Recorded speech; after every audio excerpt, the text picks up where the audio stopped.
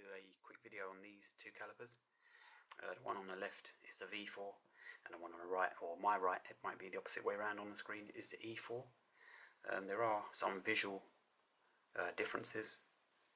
I don't know if Hope kind of replicated this on the newer stuff or not.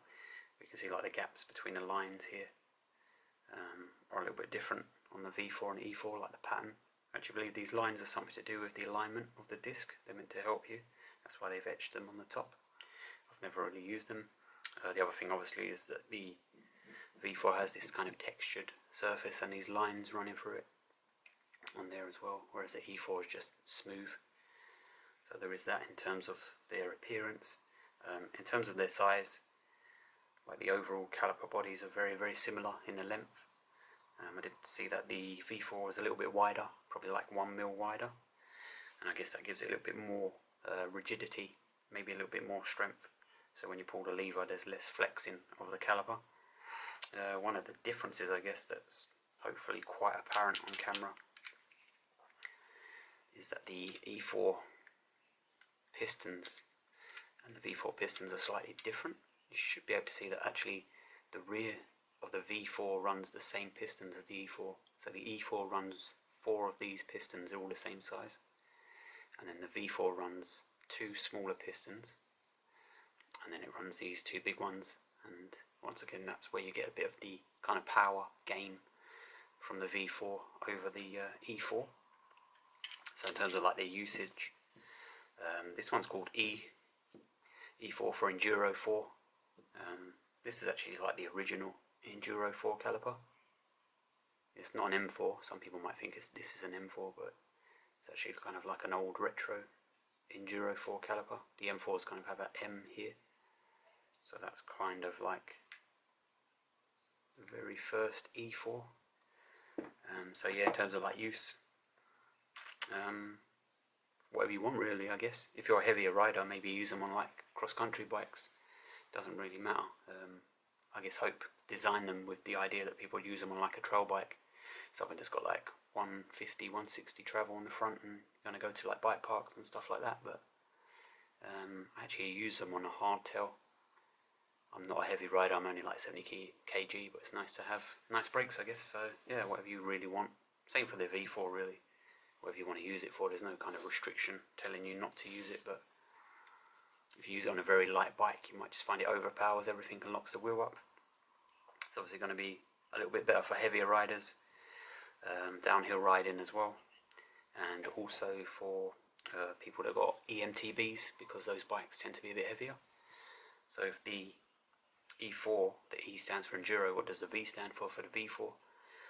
I'm not actually sure. I believe it's just because there used to be a V2, which was like a 2-piston downhill caliper, which is absolutely, it's a really kind of huge caliper, and they come with vented rotors, so that's what I think the V is for. It's just for vented, because you can get the vented rotors for these as well. One of the questions that I see quite a lot is about the pad. Are the pads the same for the V4 and E4? And the answer is no. The V4 uses a slightly longer pad. The actual depth of it seems very similar. So probably not the best angle, I have to kind of lean it up like that, I guess. But you can see the longer pad is the V4 pad. But in terms of the actual thickness or the depth of the pad, they look to be pretty much the same.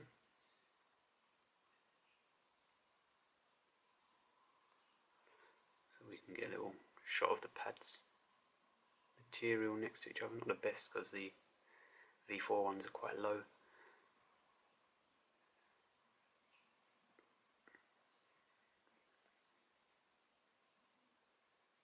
Yeah, I would say they're the same, like the depth of them is exactly the same. So it's basically that the V4 is just longer, and that's going to have more braking surface in kind of touch with the disc. In terms of like swapping them over, that long pad isn't going to fit into the E4. It's just never going to go in there.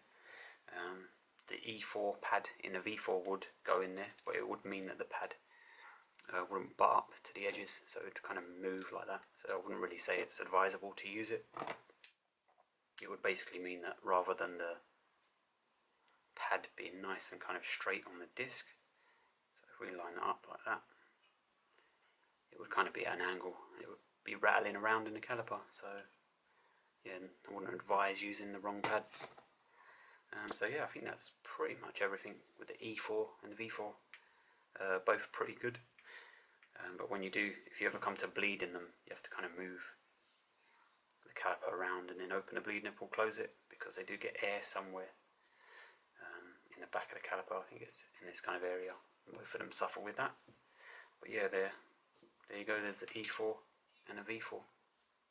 Oh, and I did forget one thing. That's the pad pin. So the pad pins are exactly the same. They fit exactly the same with an 8mm banjo. Same bleed nipples, same distance between these bolts, 74mm. So yeah, ultimately it's just a kind of bigger, slightly bigger I should say, caliper body and a little bit more power with the V4.